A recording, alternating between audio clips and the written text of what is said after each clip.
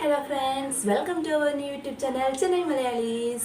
Okay, இன்னைக்கு நான் என்ன டிஷ் பண்ண போறேன்னா சூப்பரான ஒரு கடலைப்பருப்பு பாயசம். கேரளால ரொம்ப ரொம்ப ரொம்ப ஸ்பெஷலான டிஷ் அது.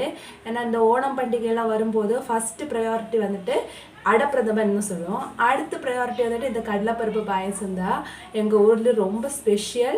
ஆனால் இந்த தமிழ்நாட்டில் எனக்கு அந்த அளவுக்கு யாரும் இது செஞ்சதாக நான் பார்த்ததில்ல. இந்த சிறுபருப்பு பாயசம் நான் சாப்பிட்டுருக்கேன் இங்கே. தென் இந்த கடலைப்பருப்பு பாயசம் யாருமே செஞ்சு நான் பார்த்ததில்ல. ஸோ இன்றைக்கி நம்ம கடலைப்பருப்பு பாயசம் எப்படி செய்யலாம்னு பார்க்கலாம். ரொம்ப ஈஸியாகவும் இருக்கும், ரொம்ப ரொம்ப ரொம்ப டேஸ்ட்டாகவும் இருக்கும் இந்த டிஷ்ஷு. ஸோ நீங்களும் ட்ரை பண்ணி பார்க்கலாம். ஓகே, வாங்க நம்ம வீடியோக்குள்ளே போய் பார்ப்போம். கடலைப்பருப்பு பாயசம் செய்யறதுக்கு தேவையான பொருட்கள் ஃபஸ்ட்டு கடலை. இது இப்போ நான் 250 கிராம் கடலைப்பருப்பு எடுத்திருக்கேன். இது வந்து குக்கர்லேயே நல்லா ஒரு 4 விசில் விட்டு 4-5 விசில் விட்டு நல்லா வேக வச்சு எடுத்த கடலை இது. இது கொஞ்சம் நேரம் ஆறுனதுக்கப்புறம் நம்ம இது மிக்ஸி ஜாரில் போட்டு வந்து கிரைண்ட் பண்ணி எடுக்கணும்.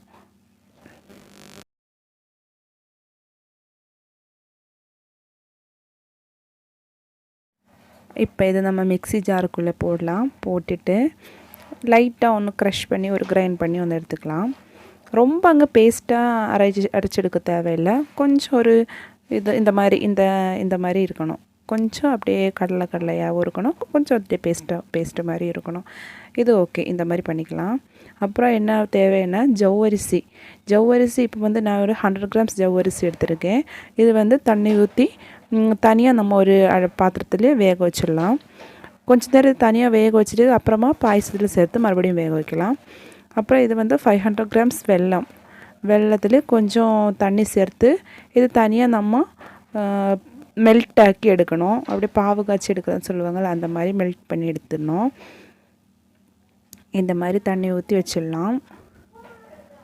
அதுக்கப்புறம் நம்ம ஸ்டவ் பற்ற வச்சு பாயசத்துக்கு தேவையான பாத்திரம் வச்சுக்கலாம். வச்சதுக்கப்புறம் நம்ம நெய் வந்து ஒரு 1 ஸ்பூன் ஒரு 1.5 ஸ்பூன் போட்டுக்கலாம். நெய் போட்டுட்டு நம்ம அரைச்சி வச்சு பார்த்திங்களா அந்த பேஸ்ட், அந்த கடலைப்பருப்போட பேஸ்ட்டு, அது வந்து இந்த பாத்திரத்தில் போட்டுக்கலாம். போட்டதுக்கப்புறம் நல்லா நம்ம நல்லா ரோஸ்ட் பண்ணிகிட்டே இருக்கணும். அந்த பச்சை சுவை எல்லாம் அந்த இருக்கும் இல்லையா, அந்த கடலைப்பருப்போட ஒரு ஸ்மெல் இருக்கும் இல்லை பார்த்திங்களா, அந்த ஸ்மெல்லெல்லாம் நல்லா போன வரைக்கும் நம்ம அப்படியே ரோஸ்ட் பண்ணிகிட்டே அப்படியே மிக்ஸ் பண்ணிகிட்டே இருக்கணும். தண்ணி எதுவும் விடக்கூடாது. அப்படியே நம்ம அந்த நெய்யிலேயே இந்த பேஸ்ட்டு சேர்த்து அப்படியே மிக்ஸ் பண்ணிகிட்டே இருக்கணும். அதை இந்த மாதிரி அப்படியே மிக்ஸ் பண்ணிகிட்டே இருக்கணும். நல்லா மிக்ஸ் பண்ணிடணும். லோ ஃப்ளேமில் இட்டால் போதும், ஹை ஃப்ளேமில் இட தேவையில்லை. லோ ஃப்ளேமில் போட்டு நல்லா மிக்ஸ் பண்ணிகிட்டே இருக்கணும். அதுக்கப்புறம் நம்ம அந்த மெல்ட் பண்ணி வச்சுருக்கணும் வெல்லம் இருக்குது பார்த்திங்களா, அது வந்து ஃபில்ட்ரு பண்ணி எடுக்கணும். ஏன்னா அதில் நிறைய அழுக்கெல்லாம் இருக்கும், அதனால் ஃபில்ட்ரு பண்ணி எடுத்து அதில் ஊற்றிக்கணும். அதை இந்த கடலைப்பருப்பு நெய்யில் மிக்ஸ் பண்ணி பார்த்திங்களா, அதில் ஊற்றணும். ஊற்றுறதுக்கப்புறம் நம்ம ஏலக்காய் கொஞ்சம் ஒரு 4 ஏலக்காய் போட்டுக்கலாம். அதுக்கப்புறம் நம்ம ஜவ்வரிசி வேக வச்சு ஹாஃப் வேக இந்த மாதிரி ஹாஃப் வேக போதும், ஒரு 10 மினிட்ஸ் வெந்தால் போதும். அது அப்படியே இந்த பாயசத்தில் நம்ம சேர்த்துக்கலாம். இப்போ வந்து இதில் ஜவ்வரிசி இருக்குது, வெல்லம் இருக்குது, தென் அந்த கடலைப்பருப்பு நெய்யோட சேர்த்து இந்த மிக்ஸில் நம்ம சேர்த்து நல்லாவே கொதிக்க விடலாம். ஒரு 15-20 நிமிஷம் நல்லாவே கொதிக்கட்டும். கொதிக்கும்போது அந்த ஜவ்வரிசியெல்லாம் நல்லா வெந்து அப்படியே கிளாஸ் மாதிரி ஆகிடும். அப்படியே கொஞ்சம் திக்காகவும் வந்துடும். பாருங்கள், அப்படியே மிக்ஸ் பண்ணிகிட்டே இருக்கணும். லோ ஃப்ளேம்லேயே இட்டுக்கலாம், இல்லை கொஞ்சம் மீடியம் ஃப்ளேமில் கூட இட்டுக்கலாம். இட்டு நல்லா மிக்ஸ் பண்ணி இந்த மாதிரி மிக்ஸ் பண்ணிகிட்டே இருக்கணும். அதுக்கப்புறம் நம்ம பால் சேர்த்துக்கலாம். பால் வந்து இப்போ நான் 2 கிளாஸ் பால் தான் சேர்த்துருக்கேன். 2 கிளாஸ் பால் சேர்த்து நல்லா மிக்ஸ் பண்ணிகிட்டே இருக்கணும். மறுபடியும் ஒரு 10 மினிட்ஸ் நல்லா கொதிக்க விடணும்.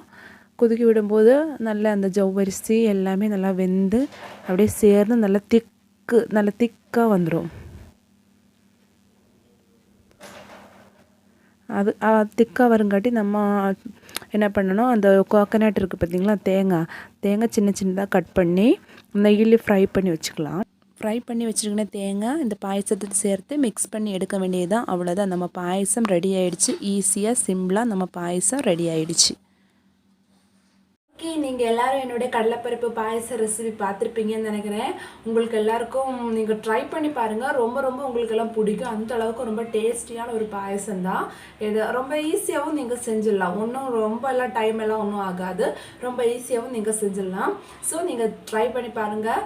மறுபடியும் நான் இந்த மாதிரி சூப்பரான கேரளா டிஷ்ஷஸுமாயிட்டு மறுபடியும் அவரோட சேனல் இன்னும் சப்ஸ்கிரைப் பண்ணாதவங்க இருந்தீங்கன்னா தயவு செஞ்சு சப்ஸ்கிரைப் பண்ணிக்கோங்க. பக்கத்தில் இருக்கிற பெல் பட்டன் எனேபிள் பண்ணிக்கோங்க. மறுபடியும் இந்த மாதிரி சூப்பர் டேஸ்டி கேரளா டிஷ்ஷஸுமாய் நான் வருவேன். அது வரைக்கும் பாய்.